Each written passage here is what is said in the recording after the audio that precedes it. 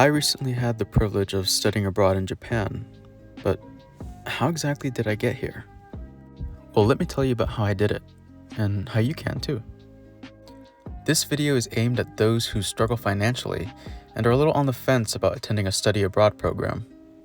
My study abroad session was a month-long summer session in June of 2025. My main source of funding for the study abroad program was the Benjamin A. Gilman International Scholarship Program. Keep in mind that study abroad program applications will typically be due the previous year.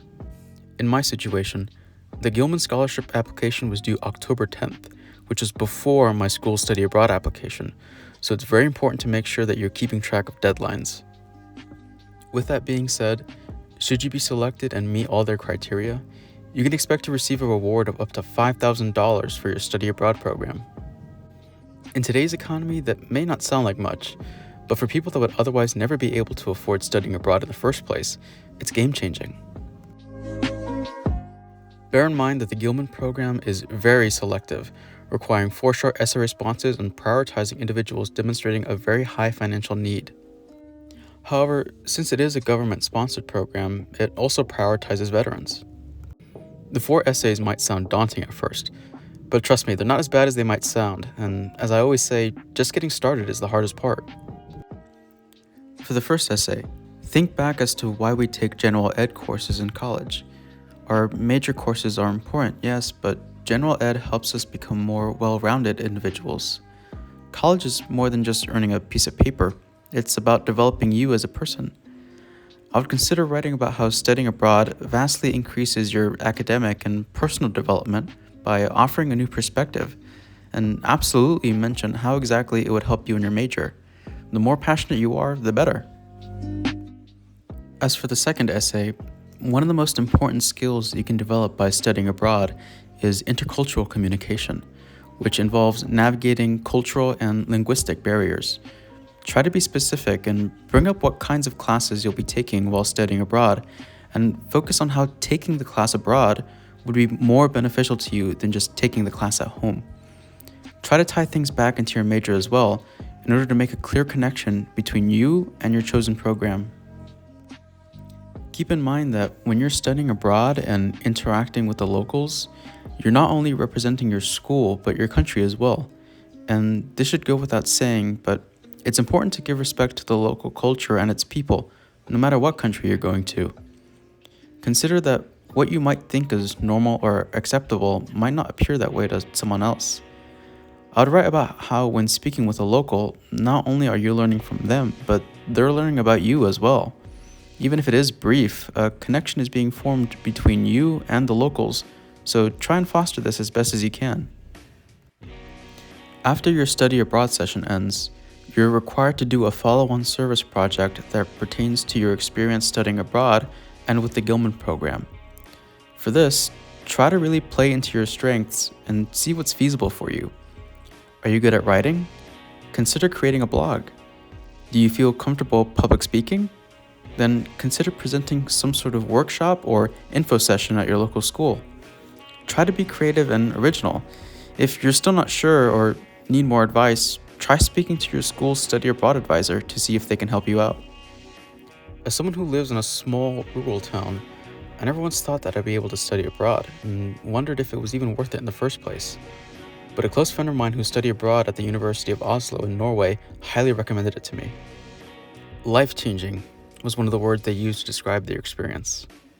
Studying abroad has fundamentally changed my perspective on life and allowed me to make new friends, experience a new culture, and most importantly, learn more about the world around me. And I think that's one of the key takeaways from this. The purpose of higher education is to grow your knowledge and skills in a particular field, but how are you growing as a person? As for me, I'm the type of person who loves learning and trying new things. Since I'm quite poor, I usually don't get as many opportunities to do so, and it really hindered me a lot because it narrowed my scope of what I thought I could achieve. But I decided to apply anyway, and I'm really glad that I did. If you have an open mind and a willingness to learn and engage with different cultures whom you might not even speak their language, I encourage you to apply. First, consider where exactly you want to study abroad at, and I would do some research at your school about the types of study abroad programs they've offered in the past. Once you've narrowed down your list, check your class schedule for the following year and possibly meet with a counselor to see if studying abroad for a certain class can really help you in your major. In general, the more interested you are in a certain country, the more you'll learn from studying abroad there. But that isn't as important as the actual program that you're applying for. And that's because you'll still more than likely have a lot of fun no matter what country you go to. If you do have the spare time, however, I would highly consider learning the local language, as this opens up many doors to be able to navigate an unfamiliar place with confidence and be able to speak with locals. Study abroad programs vary depending on what college you attend, of course, but when I saw that mine had a brand new study abroad session in Japan over the summer, it felt like the stars were aligning. My summer session was an art and culture course that involved trips to many famous locations and museums in Kyoto, Tokyo, Hakone, and the famous pottery town of Mashiko. I had never really known much about Japanese culture before my trip, but actually being there and seeing everything firsthand made it that much better and easier to immerse myself in the culture, something you can't quite experience when taking a normal class or even by just watching this video. Even though our itinerary was packed, we still had a good amount of free time on the weekends to be able to explore on our own, and I highly recommend taking full advantage of this in order to make the most out of your study abroad experience. Of course, you still might not be able to go see everything that you want to see, but keep in mind that you're there to learn, not exactly for a vacation. My group consisted of only 30 individuals, so it was fairly easy to get familiar with everyone and make friends. For most people, this will be a once-in-a-lifetime experience, so might as well make the most of it. Navigating Tokyo and Kyoto isn't too bad, as long as you remember to get off at the right train stop. You'll also encounter plenty of stairs getting in and out of subway stations, so be prepared for a little workout every now and then. Japanese summer is no joke, and you will sweat a lot, so make sure to stay hydrated and keep cool any way you can. And if you aren't drenched in sweat, then you'll likely be drenched by pouring rain. Certainly something I don't experience too often where I live. Please keep in mind that not everyone you interact with will understand English, much less speak it. I did study a bit of Japanese before the program started, so I was able to speak a little with the locals, and they were all extremely friendly. They were all very interested in where I was from, what I liked about the country, and how it differed from my home. This is another bonus of studying abroad, is strengthening your intercultural communication. My hope is that when you come back from studying abroad, you'll start seeing things from different perspectives, and by diversifying your way of thinking, you can make yourself more valuable to a potential employer and simply grow as a person. While I was there, it was a little overwhelming being so far from home and navigating an entire city with millions of people. It can be a bit isolating at first, and so it's very important to make friends with the people you meet.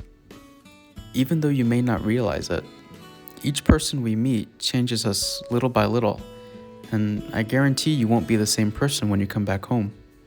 If you go out alone and get lost within the sea of people, there may be times where you get homesick or question yourself, thinking, what am I doing here? Or if the world is so large, then where do I belong? Rest assured, there is a place for you somewhere, and it might be somewhere you least expect it to be. But without taking the chance to get out there, you might not have ever known how different things can truly be. I hope this video helped you consider studying abroad at least a little bit.